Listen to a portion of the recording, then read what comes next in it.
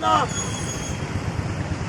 తెలంగాణ రాష్ట్ర ముఖ్యమంత్రి కవితక్క వారిపై అనుచిత వ్యాఖ్యలు చేసినందుకు నిరసనగా బీఆర్ఎస్ పార్టీ పిలుపు మేరకు హుస్నాబాద్ నియోజకవర్గ కేంద్రంలో బీఆర్ఎస్ పార్టీ ఆధ్వర్యంలో నిరసన కార్యక్రమం చేపట్టడం జరుగుతుంది.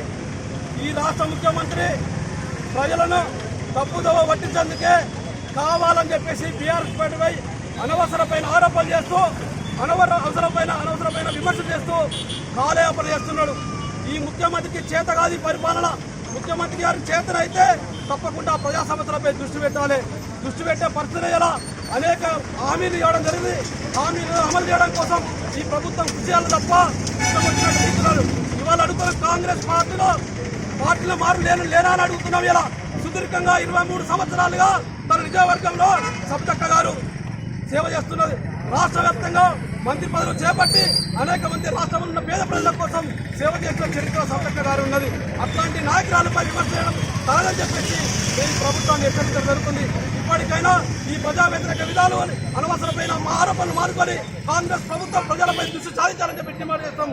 లేకుంటే బీఆర్ఎస్ పార్టీ ఆధ్వర్యంలో పెద్ద ఎత్తున ఉద్యమం చేపడతామని చెప్పి ప్రభుత్వాన్ని హెచ్చరిస్తున్నాం.